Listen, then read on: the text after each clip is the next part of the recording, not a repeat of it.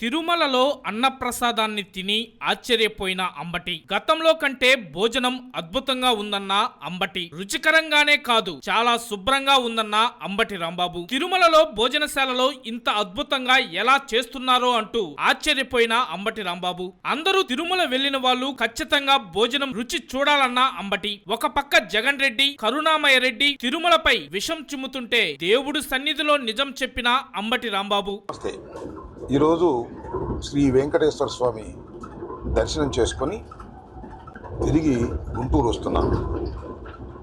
బంధువులు మిత్రులతో కలిసి ఉదయాన్నే తిరుమల వెళ్ళి వెంకటేశ్వర స్వామి దర్శనాన్ని చేసుకున్న తర్వాత అన్నప్రసాదశాలకు వెళ్ళి అక్కడ భోజనం చేయాలని అనిపించింది.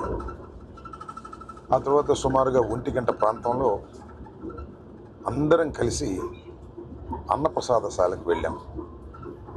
అక్కడే భోజనం కూడా చేశాం.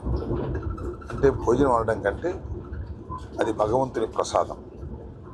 చాలా అద్భుతమైన భోజనం, అది చాలా రుచికరమైనటువంటి భోజనం. ఆ భోజనశాల ఎంతో నీట్గా మెయింటైన్ చేస్తున్నారు, హైజీనిక్గా ఉంది.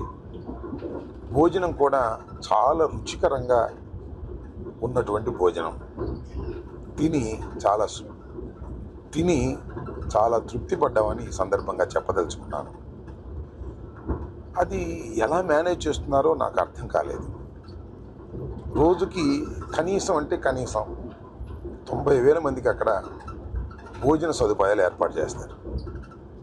సరే, ఇంకా కొన్ని సందర్భాల్లో, ప్రత్యేకమైన సందర్భాల్లో, బ్రహ్మోత్సవాలు ఇంకా రష్గా ఉన్న సందర్భాల్లో 1,30,000 నుంచి 1,40,000 వరకు కూడా భక్తులు భోంచేసేటటువంటి అవకాశం అక్కడ ఉంటుంది. చాలా సందర్భాల్లో అలా భోజనం కూడా చేస్తున్నారు. రుచికరంగా భోజనం పెట్టడమే కాకుండా చాలా శుభ్రమైనటువంటి భోజనాన్ని పెడుతున్నారు. దీనికి దేశవ్యాప్తంగా అనడం కంటే ప్రపంచవ్యాప్తంగా ఉన్నటువంటి వెంకటేశ్వర స్వామి భక్తులు చందాల రూపంలో ట్రస్ట్కి ఇస్తున్నారు. నాకు తెలిసిన సమాచారం ప్రకారం 2,700 కోట్ల రూపాయలు ఇవాళ అక్కడ అక్యుములేట్ అయి ఉంది. దాని వడ్డీతోనే వీళ్ళందరికీ కూడా భోజనాలు పెట్టేటటువంటి పరిస్థితి అక్కడ ఉన్నది అని తెలిసి నేను చాలా ఆశ్చర్యపోయాను.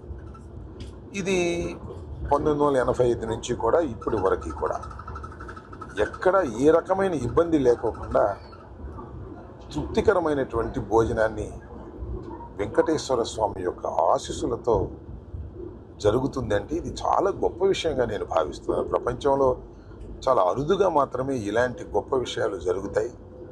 అది వెంకటేశ్వర స్వామి మహత్యం వల్లనండి, ఆయన ఆశీస్సుల వల్లనండి ఇలా జరుగుతూ ఉంది.